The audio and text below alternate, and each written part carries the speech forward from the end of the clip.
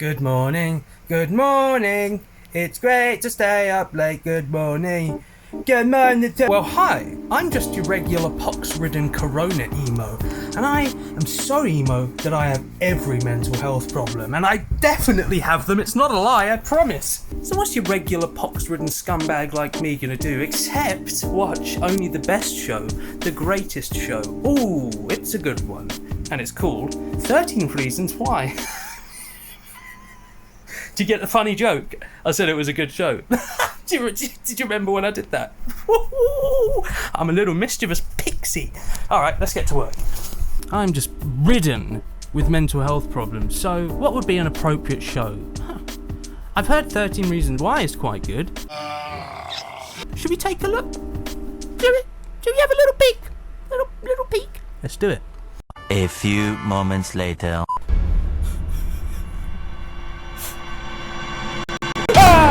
13 Reasons Why.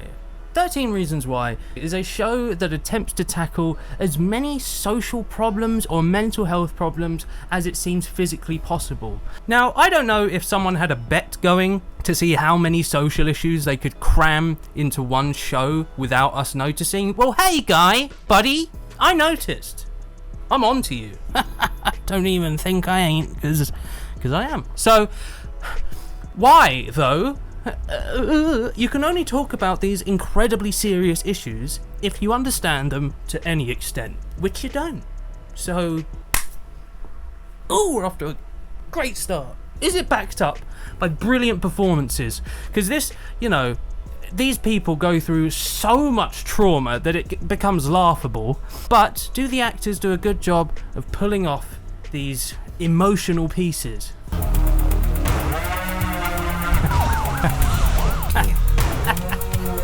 No, Dylan Minnette, no, stop it.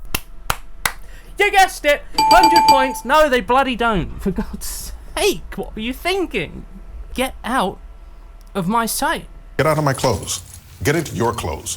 Get out of my house. Get into your cars. All right, we can take it from there. This is a show that has spiraled out of control. It was based on a book and should only have been one season because that was the entire story. They then just had to start making stuff up under the guise of it being, it's supposed to be like 4 series long. As I say, it attempts to tackle very serious social issues. Is that in itself a problem? No. Unless you're so incompetent that your conversation piece causes a spike in youth rates. I mean, there are no words for how insane that is. Jesus Christ. So, in this video, I'm going to attempt to tackle how morally bankrupt this show has become in the 3rd and 4th series. In fact, it's morally bankrupt throughout the whole thing, but I mainly want to cover the later series because the first ones will have been talked about to death by now. I also want to discuss whether it's viable as a so bad it's good piece of media, because I definitely believe it is. It's like the Saw movies. First series, not bad. But then it just spiraled out of control. And it's funny that I mentioned Saw, because they tried to do a Jigsaw-style horror segment in...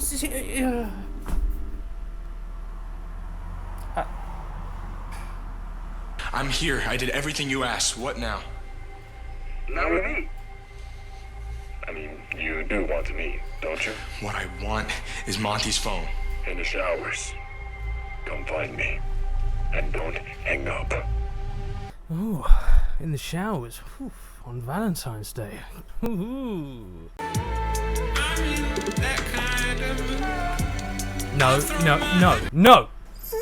No. Bad Clay, stop that. This is not chemistry. This is chemistry. I guess. I know it feels like this is some sort of never-ending fever dream with 13 Reasons Why, but no joke, Season 3 starts off with a PSA about mental health because they screwed up so badly with previous seasons that they now have to make their point. If these issues are in your life, this series may not be right for you. Or you may not want to watch it alone. Or maybe just stop making the show. There's a fresh idea. How about them apples? How about those juicy tomatoes? I've only gone and done it. Please clap. And, you know, visit the website. That's all I can say, really. We're still going to make another 2 seasons that will absolutely drastically affect the youth of today. But hey, there's a PSA. Whoa! Check it out. PSA. 13reasonswhy.info. Unbelievable. So, for those of you that don't know, 13 Reasons Why Season 1 was about a girl named Hannah Baker who had a lot of horrible experiences that led to her taking her own life. Throughout this review, by the way, I'm going to be very careful with what I say, probably using abbreviations for just about everything, so it can all be wonderfully ad-friendly. So, it's about Hannah Baker and her horrible experiences, and she was assaulted by Bryce, who becomes the most ridiculous character, and we'll be going into that. So, following Bryce's horrible assaulting of 3 girls, I believe, he is then put on trial and is ultimately convicted but sentenced to only 3 months probation. So this is the first point in how this show, for a start, glorifies taking your own life, glorifies just about any other one of these issues. So Bryce essentially gets let off in a way, which isn't really that bad because this is a horrible thing that does happen in reality. It sets off this chain of events, and throughout season 3, Bryce is then seen to be this poor lost soul that has gone through crap himself. So that's why he does it. That's why he assaults all these girls. Oh, it's because of his past. It's because of his childhood, whatever. If this was done, as I say, if this was done properly, it could have been understandable. But the way they try and turn this character into someone you should feel sympathy for is just insane. It's what is happening? And also, at the end of season 2, there is a boy called Tyler who was himself assaulted by Monty and some of the football team with a broom, and he was so fed up with everything that instead of taking his own life, he decides to take everyone else's life. It's only because Clay Jensen, the master cover-upper of crimes, turns up and convinces him not to do it. Now, here lies many more problems, which is that these people just get away with it. You know, he does change his mind, but if Clay wasn't there, he would have, you know, gone on a spree. What's happening? Is this reality? It's all crumbling around me. Jesus Christ. So that leads into season 3, the clip I showed you of Clay with his brilliant acting. In this one scene, he tries to get as many facial expressions into one moment so that he doesn't have to bother the rest of the time. He just becomes the goddamn Terminator. Like, is he even human? Is this some weird new acting android they've included? Oh my good God, he is bad. That was him covering up the crime, taking the weapons, and driving off with them. Wait, what is it with Clay? What is it with Clay covering up this crime? And then it's like we should all just forget about it? So hey, you know, you can do these things and get away with it. Go right ahead. Oh, God. Oh. So season 3 is basically a murder mystery about who killed Bryce. Who killed Bryce Walker? Because I really care, for a start. The series throws out red herrings left, right, and centre, and ultimately starts trying to show that Bryce felt sorry for his actions, and he cried with his mum doing yoga, which is just the most bizarre scene I think I've ever seen in any show ever. We are also introduced to Anu. Hi, Ani. I'm British, and even I find her accent a bit goddamn annoying at times. Now, she's played by Grace Saif, and she's possibly as bad as Dylan Minnette. Her performance was so bad, so arrogant, so condescending, that they had to change her character for season 4. I'm not even joking. My God, we have Mark Zuckerberg, Keanu Reeves. Woo! So much emotion in this series that is about emotion. With the start of season 3, we have everyone wondering whether they should go to the authorities about Tyler's attempted attack. The show tries to be way smarter than it is. They now employ this ridiculous aspect ratio change. It's so unnecessary to separate what is past and what is present, but it gets to a point where you don't even really know what's past or present because it's so unclear. So Tyler, the one that was going to commit the attack at the last season, is now feeling horrible about the assault he personally suffered due to costing the football team their game. Care of. Hey, Tyler. What's up?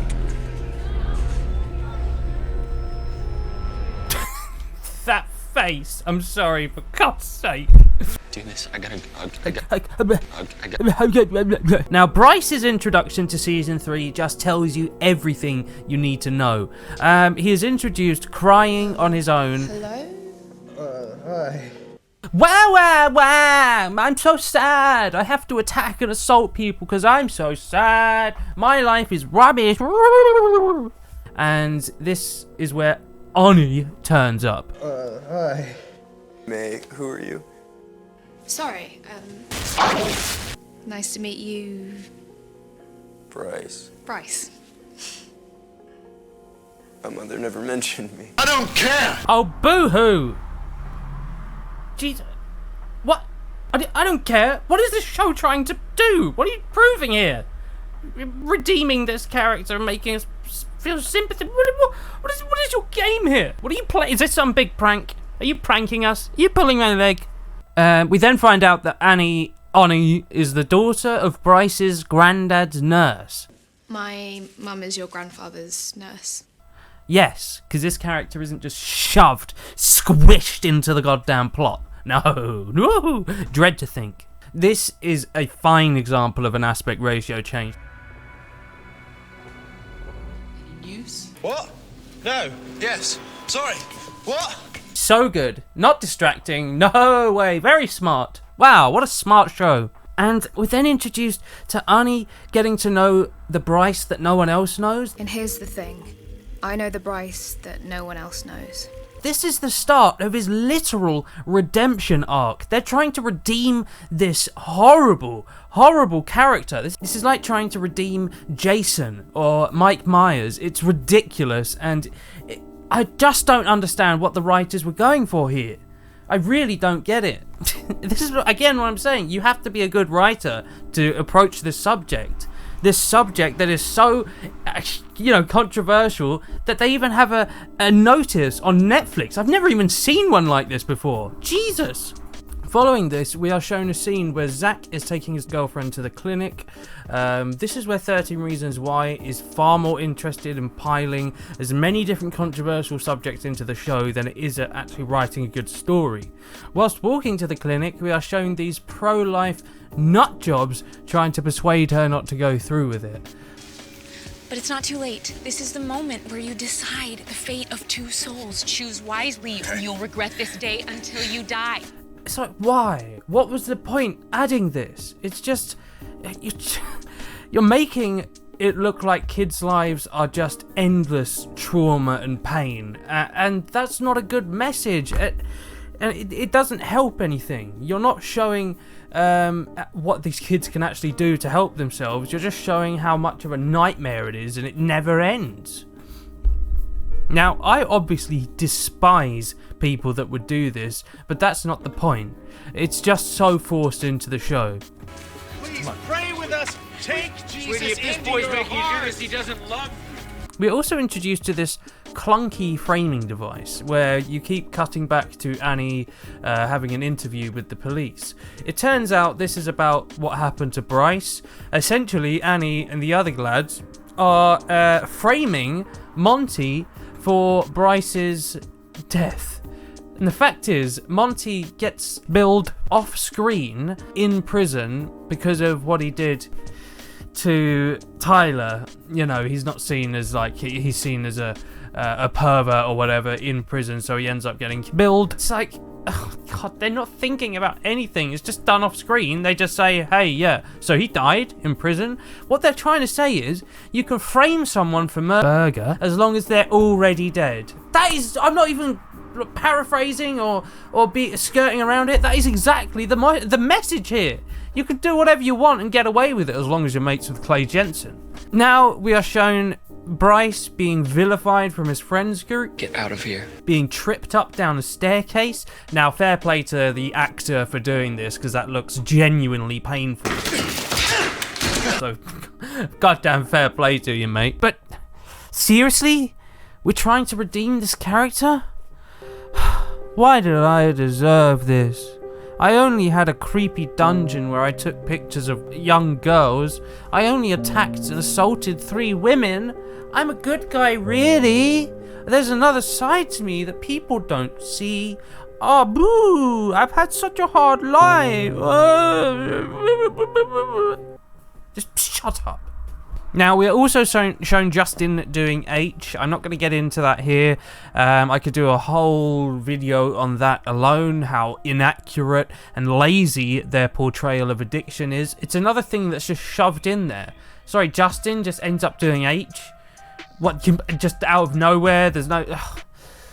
There's so much more to it than that. You can't just shove things in here, because all you're doing is approaching things at the most shallow level possible, which isn't helping anyone viewing this series. This is supposed to be a conversation starter, blah blah blah. I'm sure series 1 was a lot better with that sort of stuff, but it's just become a mess where there's no point to it.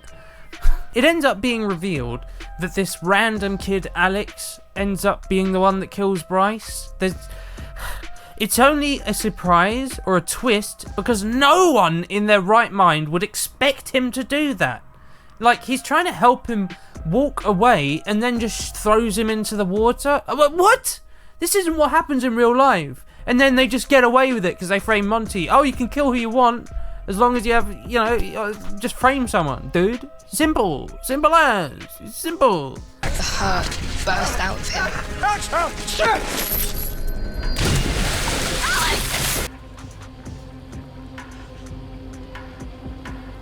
Yes. Sorry, you did just burger him. That was a burger you did there.